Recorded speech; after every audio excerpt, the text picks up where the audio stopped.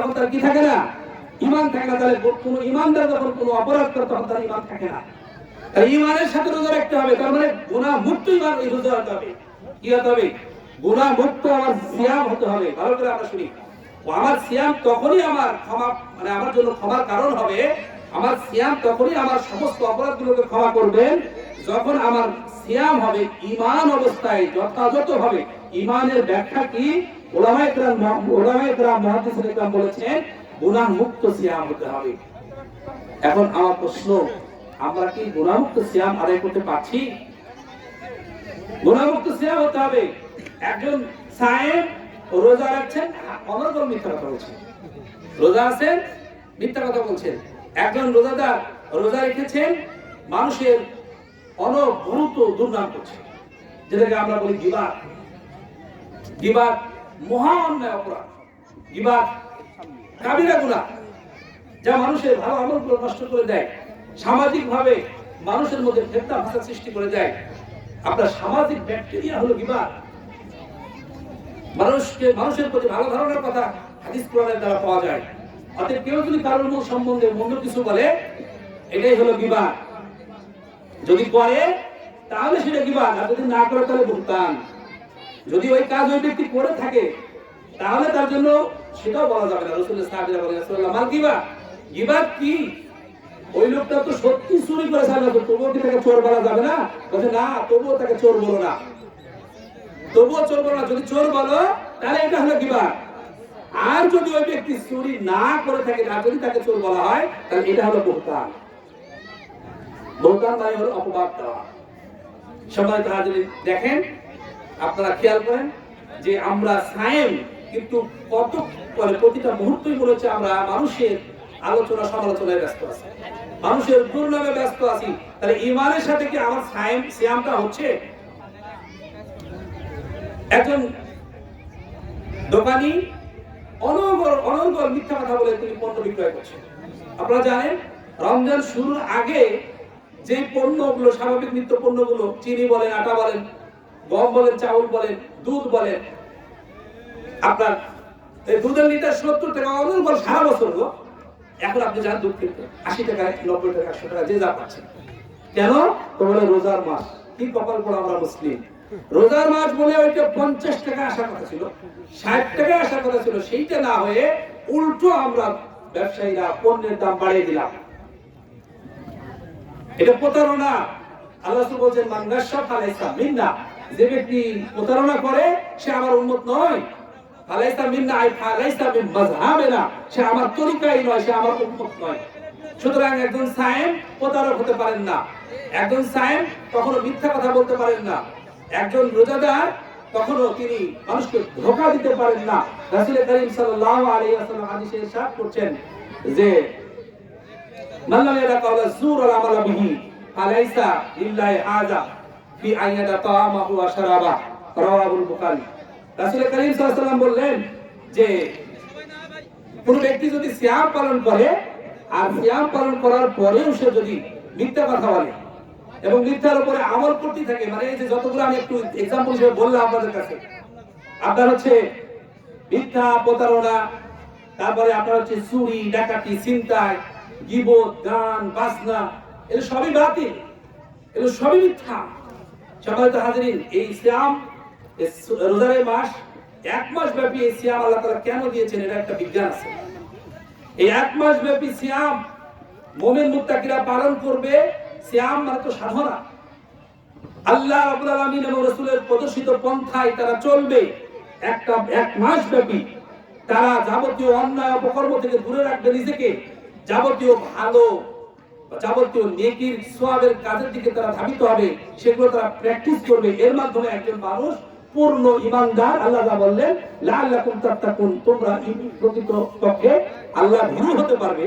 তো এইভাবে প্র্যাকটিস করে একজন মুসলমান আল্লাহ ভীরু হতে পারবেন, এইভাবে যদি তিনি প্র্যাকটিস করেন। আর যদি তিনি এটা না করেন, তাহলে তার পক্ষে এই রোজার যে সার্থকতা, রোজার যে শিক্ষা, উদ্দেশ্য, এটা কোনোভাবেই তা একজন মুসলমানের জন্য, একজন সায়েমের জন্য তিনি এটা অর্জন করতে পারবেন না।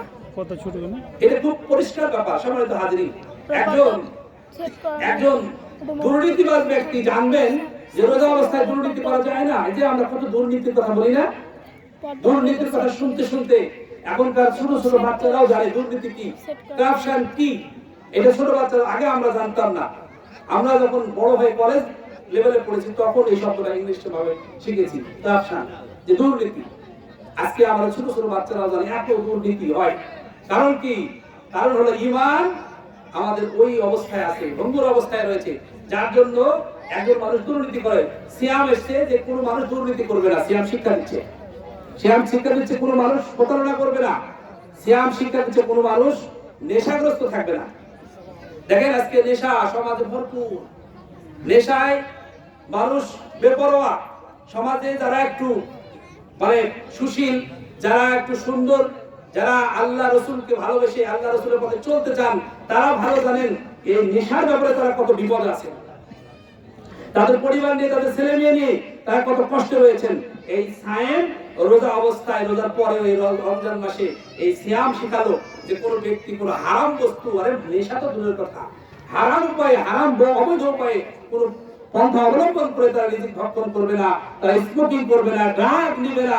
এই এক মাস ব্যাপী এই আপনার হচ্ছে সিয়াম সাধনা একজন মানুষকে মুত্তাকি বানাবে। কিন্তু যদি বিষয়টা এমন না হয়, বিষয়টা যদি এমন হয় যে ইফতার করেই আমি যে ব্যক্তি স্মোকিং করতে, স্মোকিং আবার শুরু করবো, ইফতার করেই যে ব্যক্তি আপনার হচ্ছে ড্রাগ নেয়, সে ড্রাগ নিচ্ছে, মিথ্যা ওই রোজা অবস্থাতে অহরহ বলে যাচ্ছে, মিথ্যা কথা বলে সে পণ্য বিক্রয় করছে। এই যে আপনারা রমজান মাসে খেয়াল করছেন কি পরিমাণ আপনার ধর্ষণ সারা দেশ জুড়ে, কি পরিমাণ ছিনতাই, চুরি। এই সিয়াম এসেছে ছিনতাই মুক্ত করার জন্য, চুরি মুক্ত করার জন্য, ধর্ষণ মুক্ত করার জন্য সমাজকে, দেশকে, রাষ্ট্রকে। অথচ আমরা এই সিয়ামকে বুঝলাম না। তাই রাসূল কারীম সাল্লাল্লাহু আলাইহি ওয়াসাল্লাম বলছেন, মান সামা রমাদানা ঈমানান, যে ব্যক্তি ঈমানের সাথে সিয়াম রাখলো সে ব্যক্তিকে আল্লাহ ক্ষমা করবেন। ঈমানের ব্যাখ্যা কি? ঈমানের ব্যাখ্যা হলো গুনাহমুক্ত সিয়াম হতে হবে। তা আমরা কি গুনাহমুক্ত সিয়াম রাখতে পারছি? যদি আমরা গুনাহমুক্ত সিয়াম রাখতে পারি, মাশাআল্লাহ, আলহামদুলিল্লাহ। আর যদি গুনাহমুক্ত সিয়াম আমাদের না হয়, আপনি নিজেকে জাজ করে নেন যে আপনার সিয়ামটা পর্যায়টা এখন কি। ওয়া ইহতিসাবান, ইহতিসাবান মানে হলো নেকির আশায়। সম্মানিত সুধীমণ্ডলী, সিয়াম পালন করতে হবে যেমন ঈমানের সাথে, তেমন নেকিরও আশায়। আমাদের আশা রাখতে হবে যে আল্লাহ তাআলা এর মাধ্যমে আমাদের নেকি দিবেন। উদ্দেশ্য যেন না হয় মানুষকে দেখানো, উদ্দেশ্য যেন না হয় আমরা বলে বেড়াবো, মানে অনুষ্ঠান সর্বস্ব যেন সিয়াম না হয়। সিয়াম মানে সাধনা। সিয়াম কিন্তু অনুষ্ঠান সর্বস্ব নয়। অনুষ্ঠান সর্বস্ব মানে সকালবেলা সাহারি খেলাম আর তারাবির সন্ধ্যায় তারাবির সালাতে হাজিরা দিলাম, আর খুব বললাম হ্যাঁ আমাদের মসজিদে খুব সুন্দর তারাবি হচ্ছে, ইমাম সাহেবের সেই কেরাত, হ্যাঁ আমরা খতম তারাবি পড়লাম, এই সেই একরকম গল্পবাজি, এটার নাম, এই আনুষ্ঠানিকতার নাম কিন্তু সিয়াম নয়। এই আনুষ্ঠানিকতার জন্য সিয়াম আসেনি। আমাদেরকে সিয়াম এসেছে পরিচ্ছন্ন, মুত্তাকি, পরেজগার, দুর্নীতি মুক্ত মানুষ, দুর্নীতি মুক্ত সমাজ, চোর, বাটপার, ছিনতাইকারী, আপনার চাঁদাবাজ, তারপরে আপনার হচ্ছে নেশাগ্রস্ত ব্যক্তি থেকে এই সমাজটাকে মুক্ত করার জন্য এই হচ্ছে সিয়াম এবং ইহতিসাব, মানে নেকির আশায়, অর্থাৎ রিয়া মুক্ত। মানুষকে দেখায় কোনো ইবাদত, কোনো সায়েম বা কোনো একজন ইবাদতকারী ব্যক্তি মানুষ দেখানোর জন্য ইবাদত করবেন, একমাত্র আল্লাহকে রাজি খুশি করার জন্য ইবাদত করবেন। এই হলো সিয়াম। এই অবস্থায় যদি কোনো ব্যক্তি সিয়াম পালন করেন, সেই সিয়াম ওই ব্যক্তির আগের সমস্ত অপরাধগুলো ক্ষমা করে দেবেন। আল্লাহ আমাদের সবাইকে কবুল করুন, বলি আল্লাহুম্মা আমিন। সম্মানিত হাজিরিন, দেখুন আমরা খেয়াল করি, আমরা অনেক সময় মনে করি যে এই রোজা রেখে সময় কাটছে না, তো একটু গান শুনেন, কি বলেন? আমরা অনেকেই কিন্তু এখনো সত্য আর মিথ্যাটাকে আমরা পার্থক্য করতে শিখলাম না। সত্য মিথ্যাটাকে আমরা এখনো ঠিক করলাম না। আমরা কখন করবো জানি না। আমরা বড় হতাশায় ভুগছি, আমরা বড় কপাল পোড়া। আল্লাহ রাব্বুল আলামিন কোরআনে বলেছেন গান বাজনা হারাম। আল্লাহ রাসূল বলেছেন লা তাবিউল কায়নাত ওয়া লা তাশতারুহুন্না ওয়া লা তুআল্লিমুহুন্না ওয়া সামানুহুন্না হারামুন। ইবনে মাজার সহিহ হাদিস।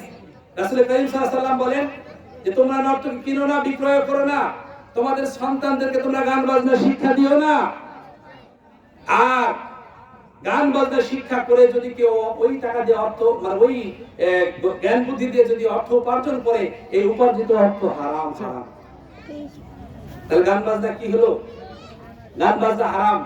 আমরা অনেকেই জানি, মনে করি মনে হয় এটা চলবে, অনেকে মনে করি। বড় আফসোস লাগে আমাদের। এই রমজান মাস আমাদের শিক্ষা দিচ্ছে, তোমার কানকে তুমি বেহায়াবো না গান বাজনা, তোমার চোখকে তুমি বেহায়াবো না অশ্লীল দৃশ্য থেকে, তোমার চোখকে তুমি হেফাজত করো, তোমার কর্ণকে তুমি হেফাজত করো, অশ্লীলতা শোনা থেকে, অশ্লীল কিছু শোনা থেকে তোমার কানকে তুমি হেফাজত করো। আচ্ছা বলেন তো, গান বাজনা মানে তো আজকাল অশ্লীলতা।